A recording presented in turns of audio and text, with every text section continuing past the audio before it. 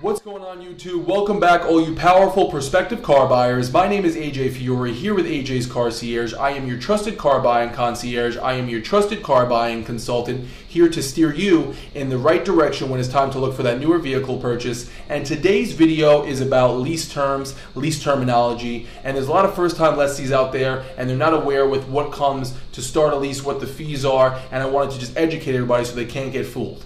Now, if I were to tell you you can get to $199 a month on a car with zero down, what would you think for a first-time lessee or somebody that doesn't know what a lease is? If I said zero down, you could be at $199 a month. You may think that you could put down zero total money out of your pocket and be at $199 a month. And you'd be mistaken, because zero down is really referring to zero customer cash on top of the fees. Now, what are the fees? There are 5 fees that you're going to have to cover when you start a lease. And you can either pay them up front or roll them into the payment depending on your credit. And I always choose to roll in as much as you can to the payment, and the reason I'm going to say this up front is the more money you put down, God forbid you total a car, yes, the insurance company is going to cover the total loss of the vehicle, but they're not going to reimburse you. So if you decide to put up $5,000, $6,000, if you do like a one-pay lease and pay all the money up front and you, God forbid, total the car the next day, you're not going to get reimbursed for that. So never put up a lot of money up front. Put down less, because it's still going to equate to the same thing at the end of the term, whether you put up the money or didn't. All right, so what are the fees? You have 5 fees. You have your first payment, because you're prepaying. It's a glorified rental. You have to, of course, prepay. It's like renting an apartment. You pay it the first of the month, you live it out. You pay when you start your lease, you drive it out, okay? Same thing, and then you start over every month. So you prepay on a lease. So that's your first payment. You got to pay that up front. Then you have your DMV fees, and your DMV covers not only the registration, it's the title, it's the tire tax. So it's pretty much going to be anywhere from $200 roughly if you're transferring plates, if you're re-registering and getting a newer car and you're exchanging, or it could be anywhere up to $300 in New York if you're getting pretty much a new registration. But they really can't inflate that because that would be illegal. But you should watch out, okay? And the next one is your documentation fee. What is a documentation fee? There's builders behind the scene that process your deal. It's a group of lovely men, lovely women that sit behind a glass window, and they're pretty much just typing all day. They're usually fired up. Don't talk to them. Don't look them directly in the eye because they may scream at you. But all they're doing all day is processing. And I'd be probably crazy too if I was processing all day.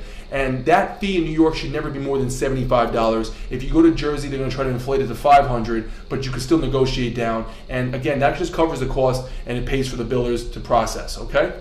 The next fee you have is going to be your acquisition fee. What is an acquisition fee? Whenever you start a lease, there's going to be, and whenever you have a lease, there's a bank that backs the loan.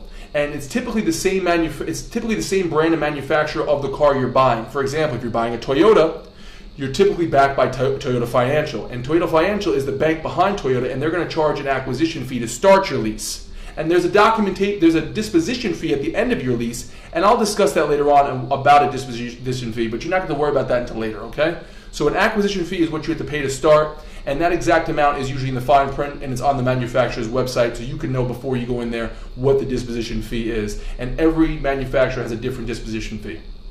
And lastly, the last fee you're going to have to pay is your taxes, and that's going to be based off where you register the car. So even if you bought the car out of state and you live in New York, and you bought the car in Jersey, you bought the car in Connecticut, you're going to not pay the taxes in that state, you're going to pay the taxes of where the car is going to be registered, okay? And those 5 fees together equate to zero down, and that's zero down. If I were to say I wanted to pay $1,000 in customer cash, a dealer, a smart dealer, a deceptive dealer is going to say, oh, $1,000 in customer cash? Okay, $1,000. Now, how do you plan on paying for your fees? In your head, you may think, oh, I'm only paying $1,000.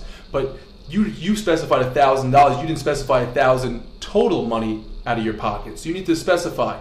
If you're not saying $1,000 total monies or talking about total money up front, they're assuming that you're talking about customer cash on top of the fees. So you need to watch out. And again, I always and only would advise you do less money down. I would go with a sign and drive lease. And sign and drive is first, and DMVs and documentation. Just the basic stuff. Again, you got to prepay to start your lease with the first payment. You pay your DMVs and your title and your tire tax, because of course you're registering the car that day, and also your documentation, because the builders are processing it on the spot.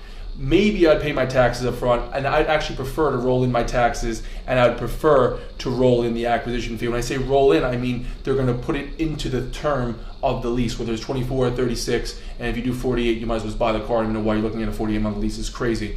But 24 and 36 is the standard terms in New York, and I would roll in the tax and the bank fee into that. So I hope it wasn't too fast. I hope it didn't confuse you, but it's better me to confuse you today than a dealer confuse you when you get there, because that's the last thing you want. Once you're confused, you're in the gray area, you're not black, you're not white, you're lost, and you're not all right.